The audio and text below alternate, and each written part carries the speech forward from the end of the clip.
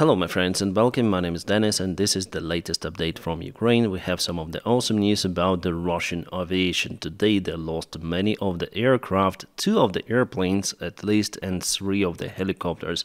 Let's go to the news step by step. So the Ukrainian military officials reported that the Ukrainian drones struck one of the Russian strategic bombers Tu-22M3 in the Alenia airfield. It happened on Saturday, the day I'm recording this video, July 27th. As a result of the GOR operation, the military airfield of Alenia, their long-range supersonic bomber missile carrier Tu-22M3 was hit. The source noted that the distance from the border of Ukraine to the location is 1,800 kilometers. Just astonishing. 1,000 nautical miles, or around 1,130 statute miles, so it's very far away. So to find out this airfield, we need to go to the north, and it is the city of Olenigorsk, maybe the town of Olenigorsk, because it's a small one. Here's the military airfield. And now it's the base for the Russian strategic aviation. Here you can see just tactical bombers, I guess. But on the other apron we may see Tu-22M3. Exactly that airplane was hit by Ukrainian drone. Those photos, by the way, could be old, and many of those airplanes are not in a good condition, maybe out of the airworthiness. But those on a parking stand, I believe, are flying. Russia also put their other strategic bombers like Tupolev 95. And you know, we have the satellite images, so yesterday and today. So this big parking spot is the area where those airplanes are not flying. But here on the apron, Russia is missing some of the airplanes. The quality of the satellite image isn't that good, but there are some of the black spots on the apron. Plus 2 of the airplanes, as analytics say, are missing. So we have the official statement from the Ukrainian intelligence, but I would still wait for more detailed images from the place. And they were ready 2 of the times that Ukraine hit this particular airplane type, once in a parking stand, and that was the case then Patriot system shut down this airplane in the skies over Russian territory. But it's just the start of today's news concerning the Russian military aviation. Let's continue with helicopters. Well, it's 100% confirmed that 3 of the Russian helicopters were kaboomed in the Moscow airfield, and it was a sabotage act from some of the spies of Ukraine. There you can see one of the Russian helicopters, and this, well, try to guess what is it. Yeah, it's this symbol. And here you may see the other helicopter. Here is the blade and this is the wheel, so probably this one also was kaputted. Locals report about the smoke coming from the airfield. Well, the satellite image here is not good either, but it was confirmed 100% with the previous video that helicopters are gone. Sources say that one of the helicopters was Mi-28, yes, the Russian attack helicopter. By the way, a couple of days ago, this type of the helicopter crashed in Voronezh Oblast, performing some sort of training flight, so it's the second loss of this very unique helicopter for Russian Air Force in this week. Reportedly, Russia also lost Mi-8 helicopter and count of 2 to 6, but it's not a significant loss. And let's go to the airplanes again. A unique Russian Sukhoi 34 fighter bomber somehow crashed today in Volgograd Oblast. By the way, it's not far away from Ukrainian border. Whether it was shut down or not, well, so far we are out of this information. This is the crash site itself. Locals again film on vertical video the situation out there. So the information we have now that pilots were able to eject, so they may fly the other type of this airplane once again. So probably here was some sort of the technical failure. Recently Russia has many of those technical failures. But unfortunately, Russia still has many of those airplanes in their fleet, but many were shut down, failed, or something like that. Also, the production of those airplanes gradually slowed down because Russia is in lack of the spare parts. First of all, electronics, because it's not the Bukhanka van or something, but even with that, Russia has problems. Here they just cannot replace a lot of the very sensitive and very precise stuff. Why those airplanes are in general important for Ukrainian army to shut down, because they drop the aviation gliding bombs, mostly they. But Ukraine also has the aviation gliding bombs, for example, those are JDAMs. The picture is taken on one of the Ukrainian military airfields. As you can see, the background is blurred, but here are those bombs and they fixed to the wing with some sort of the adapter, as you may see also.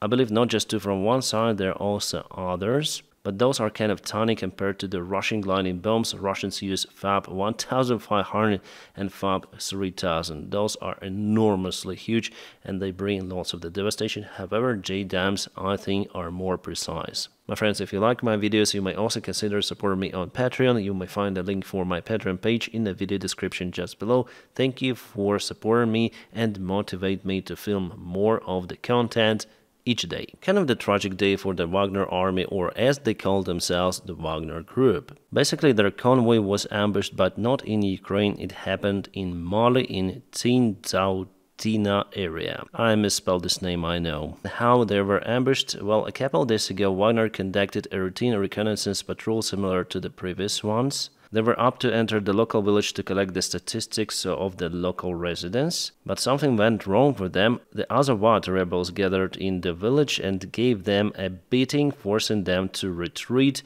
and mostly the Wagner forces were totally ambushed, annihilated.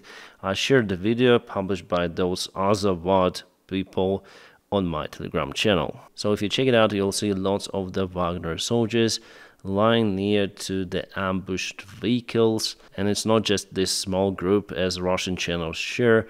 No, those are dozens of the Russian Wagners or Wagnerites. I think that is the heaviest loss they have so far in Mali. Sorry guys, I cannot publish that particular video here on YouTube, and you may understand why. And also, if you want to know about those people, rebels, Wagners, well, I wrote kind of the short article about the stuff. I was able to find it basically in internet, in Russian. I translated it into English. I tried to do it.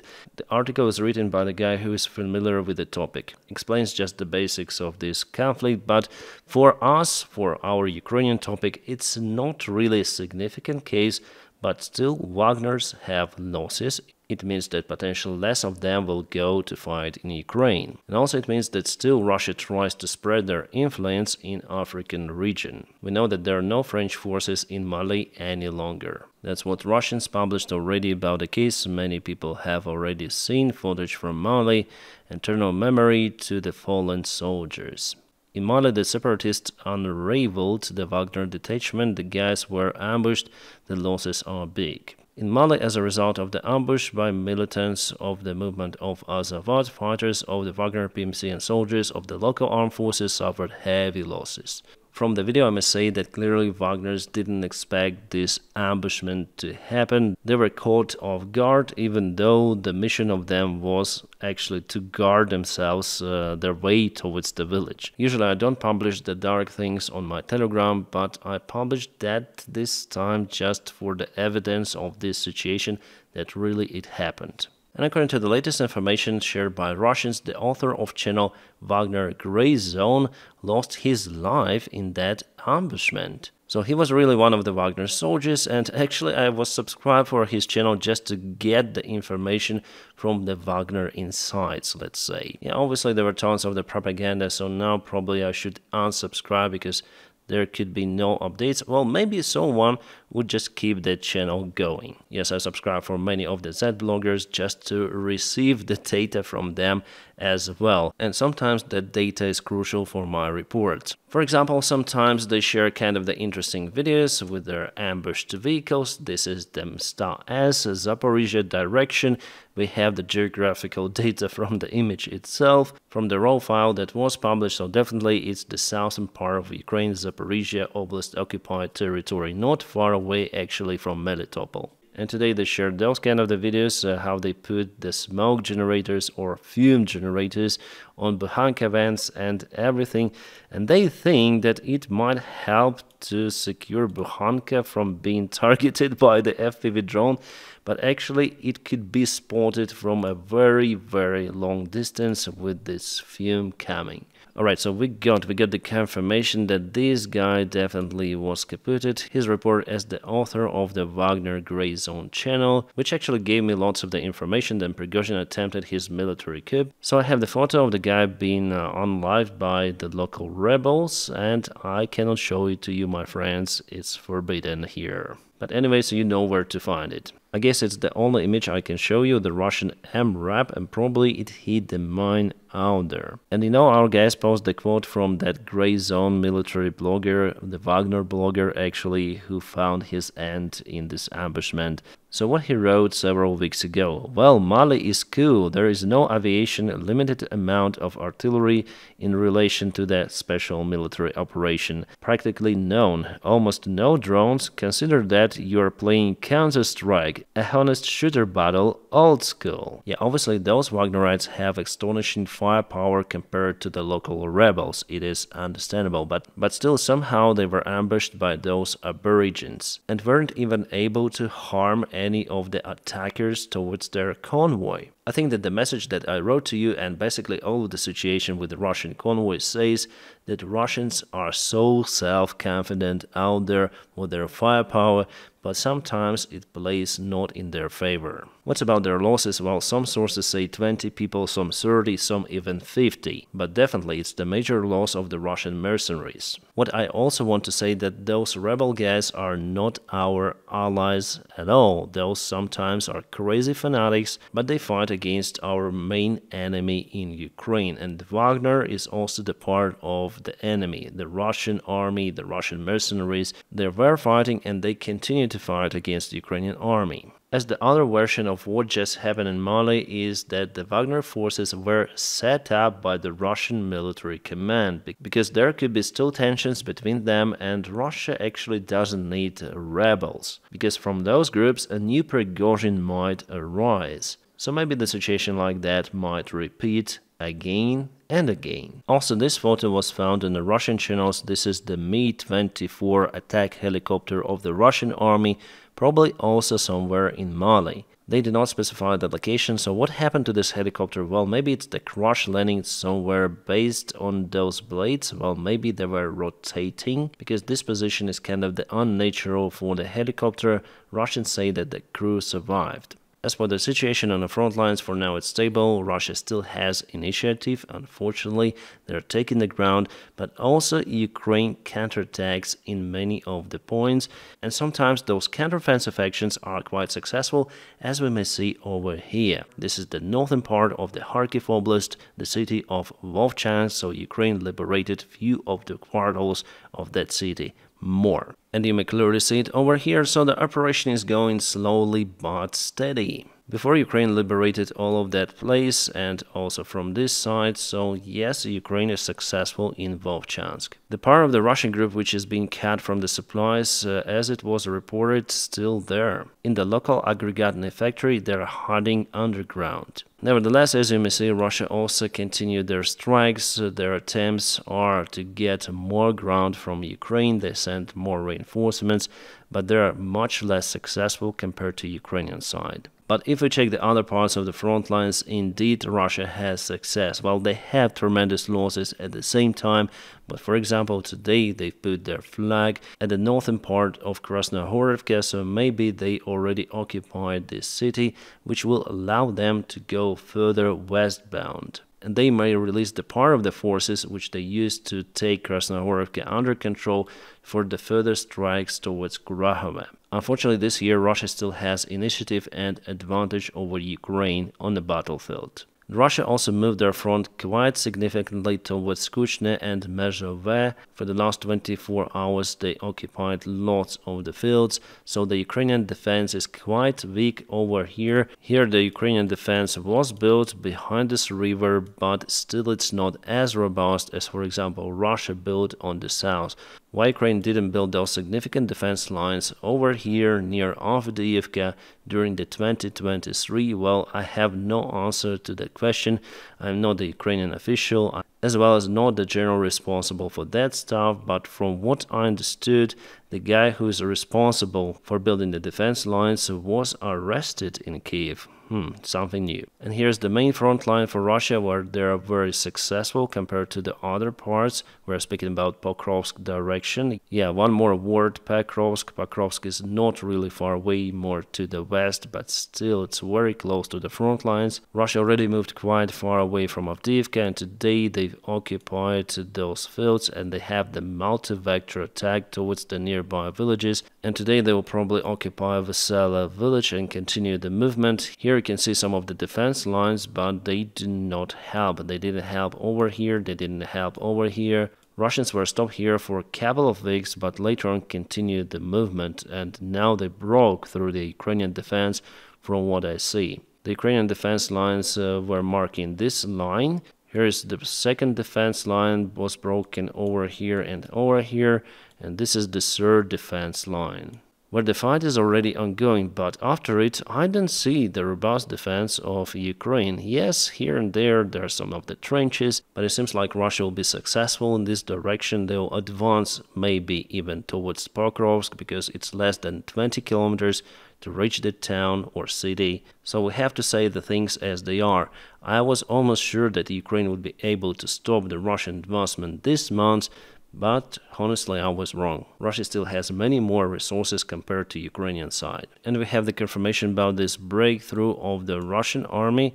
So it was yesterday and it is today. A very fast maneuver by Russians, and probably they want to encircle the Ukrainian group in Vesela village. Actually, they've created lots of the variants for the local encirclements, for example, over here, in this area, in this place it could be also, but the biggest one could be in tourist direction, as I said to you yesterday. For the last day, Russia moved a little towards New York. The gray area advanced to reach those houses. And I would agree that they took really the piece of the ground. Even with this scale, it's visible, this hump. But if they want to occupy all of the Donetsk Oblast with those moments, well, it will take them lots of the years, at least 5 of the years, and around 1 million losses. So if Ukraine continued to repel many of the Russian attacks, there would be no sense for the Russian army for those kind of the advancements. Russia understands that, and they now go all in using all of their reserves.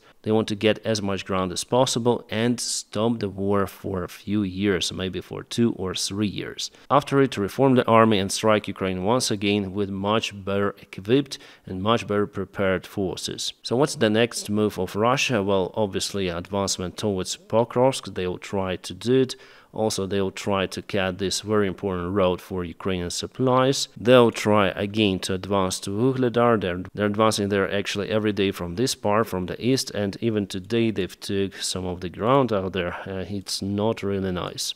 And also they'll start a new offensive somewhere in Zaporizhia direction, maybe Gulai-Pole, but they're gathering their forces out there and even sending those from Donetsk region. I wonder why they do it like, well, maybe they have already enough forces in Donetsk direction and they want to strike towards Gulai-Pole. At least from the information coming, I would bet on that. So they were not so successful in Kharkiv region, and they still have the intention to deflect the Ukrainian armed forces in the other regions. For example, Ukraine would have to move more forces to protect Gulai-Pole. Orban, long time no see. I'm speaking about you in every of my videos. So Hungarian Prime Minister gave some sort of the interview today where he said that Ukraine has exceeded all expectations but will not become a NATO member or the member of the European Union. It will stay as a gray zone. He said like buffer state, but it's the same. He says that with all of the problems in the European Union economy, European Union is just unable to finance Ukraine. But Ukraine might obtain guarantees from the United States and Russia. Yes, guarantees of the security from Russia. Sounds like a circus or something. Also, Hungarian leaders say that if Trump gets power, the European Union should bear responsibility for the security of Ukraine. In that case, Europe would pay a high price, and it's not good for Hungary. Sanctions are not working against Russia as they should. Russia showed that it was able to adapt to all of those sanctions. The silence of the European Union about the kaboom of the Nord Stream 2 and Nord Stream 1 is the act of capitulation. The European policy just collapsed and it doesn't follow its own interests and follows the interests of the American Democrats. Yeah, kind of the usual stuff from Viktor Orban, but he, with his country, is not really a decisive power even in the European Union. Sorry, Hungarians, but it's like that. By the way, as well as Ukraine is not really decisive, but the war is happening on Ukrainian territory, so Ukrainian people will continue to fight for its lands. It doesn't matter what Orban says or even Trump. Trump might block the military support for Ukraine, well, at least there are some of the signs of it, but it wouldn't stop the war. And let's see who is really victorious in the United States elections. By the way, about Donald Trump, he spoke in a conference dedicated to the cryptocurrency and blockchain. It's called Bitcoin 2024, and you see how market reacted on that stuff. So what did Trump say about it? I will live translate it from Ukrainian because I found it on our news. Sorry guys. The United States will be a crypto capital of the planet. And the world Bitcoin superpower. Okay, Bitcoin is not the threat to the United States dollars. Again, we're gonna release made in stable coins and connect those to the United States dollar. Something really new, maybe he wants to release the Trump coin. Trump said that he will create some sort of the consultative council over the question of Bitcoin and cryptocurrency. Again, Trump said if he gets elected, Bitcoin and cryptocurrency will go to the moon as never before. Yeah, obviously, like on this graph, exactly. So Donald Trump is such a big populist that he wants to connect himself to everything, even to Bitcoin, cryptocurrency, and honestly, government should just stay aside of this crypto market. Well, if there is only some sort of the crypto scam, they should apply the prompt actions, but in general, the market of Bitcoin itself, it doesn't require the influence of the government, and it's above the country level. Bitcoin is everywhere in the United States, even in Russia, and government really has no tools, no real tools to control it. Probably again I'll have the hate for mocking Donald Trump a little, but he is really a populist and he is really a narcissist, like, by the way, most of the politicians. What he doesn't say is just to get the power gain. The power is the biggest drug probably out there. So if you disagree with me, it's fine. My friends, now please don't forget to press your huge like to this video. If you do so, you help me a lot on this channel. You'll spread my videos by doing so actually, because YouTube works like that. And as usual, I wish you all a peaceful sky wherever you are and have a great time.